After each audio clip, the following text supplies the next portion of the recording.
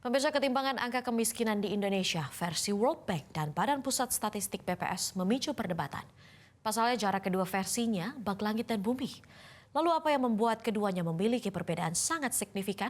Inilah segmen Telusur Kasus menimbang tolak ukur kemiskinan di Indonesia bersama jurnalis Metro TV Reida Pulpi. Ya harus lebih dari 20.000 gitu loh, emang nggak cukup aja gitu dan nggak make sense.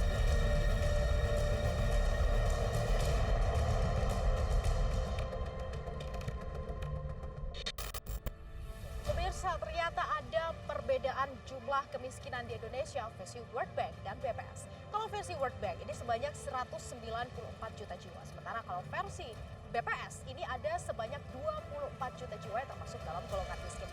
Ternyata di antara keduanya ini ada perbedaan cara pendefinisian kemiskinan.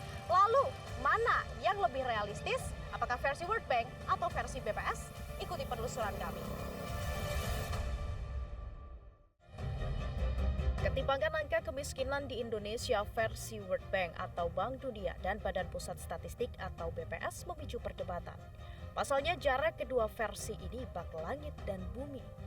68,25% versi Bank Dunia dan 8,57% versi BPS. Lalu apa yang membuat keduanya memiliki perbedaan sangat signifikan?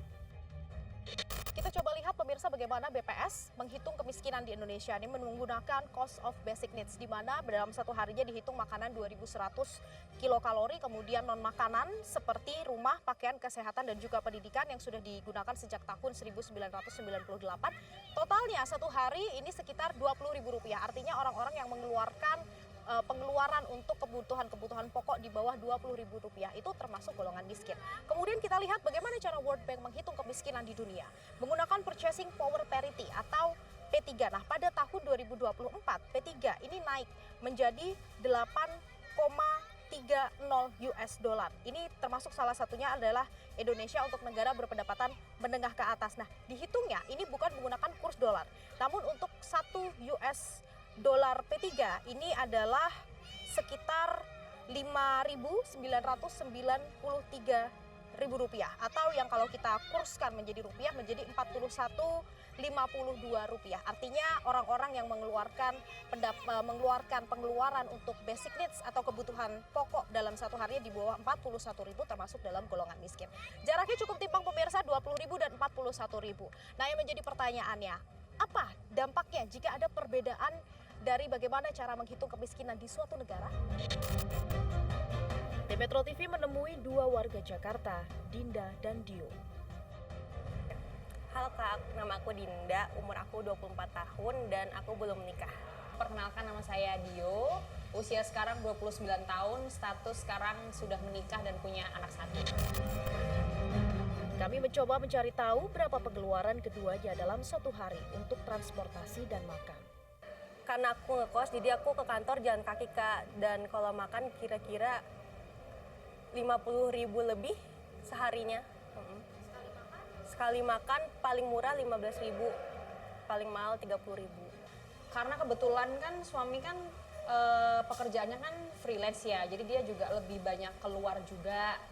Kalau sehari sih paling kita katakanlah seminggu paling kisaran kalau bensin karena kita pakai transportasi pribadi sepeda motor 100.000 sampai 150-an sekitar segitu kalau untuk seminggu. Kalau untuk makan, kalau kita makan di luar untuk berdua, maksudnya saya sama suami itu satu kali makan 50.000 ya kali aja, kalau misalnya 3 kali makan berarti 50.000 dikali 3 dalam sehari ya sekitar 150.000 deh. Itu belum termasuk kayak listrik, air, susu anak dan lain-lain, popok itu belum sih, itu di luar itu. Benar-benar pure cuman makan sama transport doang. Keduanya juga menanggapi terkait perbedaan angka kemiskinan versi Bank Dunia dan BPS. Kayaknya 20.000 itu buat di daerah lain pun, di daerah aku juga kurang sih Kak, buat makan pun sekali doang karena kan kuota tiap hari kita pasti pakai, terus ya kebutuhan pribadi juga, mungkin transportasi kalau lagi mau main gitu Kak. Nah, itu perlu dikaji ulang itu, maksudnya siapa yang menentukan 20.000 itu, terus besaran angka 20.000 itu dari mana patokannya, apakah sudah sama dengan apa yang terjadi di lapangan gitu kan. Karena kalau aku pribadi sih ya harus lebih dari 20.000 gitu loh, emang nggak cukup aja gitu dan nggak make sense gitu sih. Rani Septiarini, peneliti Selios, menyebut perbedaan versi dan cara menghitung keduanya sebenarnya bukan masalah besar. Meski BPS perlu mendefinisikan ulang terkait standar kemiskinan. Nah, sebenarnya kita melihatnya ini tuh bukan masalah siapa yang benar gitu. Tapi apakah baik pengukuran BPS maupun World Bank itu bisa membantu kita untuk mengatasi masalah kemiskinan ini gitu. Kalau kita lihat BPS memang sudah lama ya. Nah, kalau menurut hukum Angels gitu kan, semakin tinggi pendapatan maka pengeluaran terhadap makanan itu semakin menurun. Nah, sementara BPS itu masih mempertahankan pengeluaran terbesar kita ada di makanan.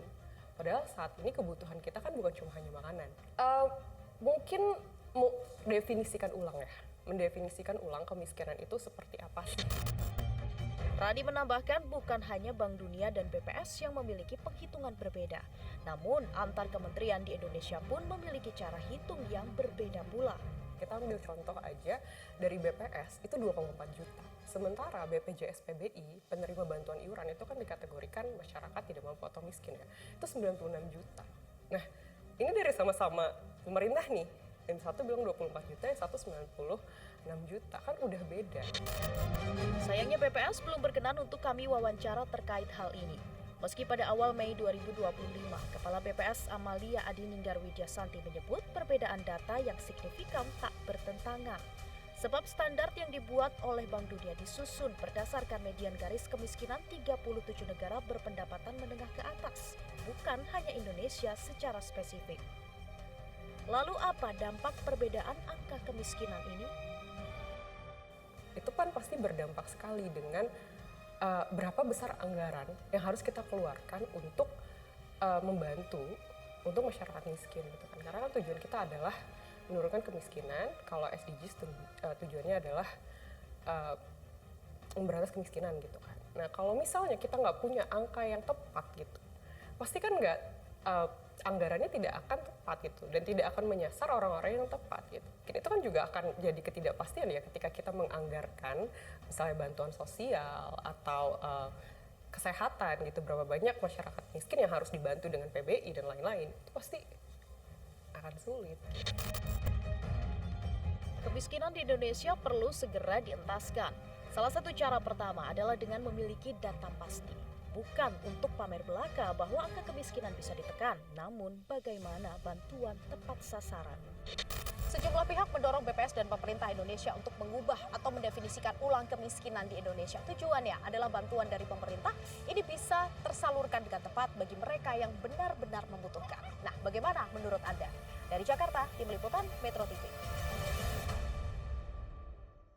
Jelajahi cara baru mendapatkan informasi. Download Metro TV Extend sekarang.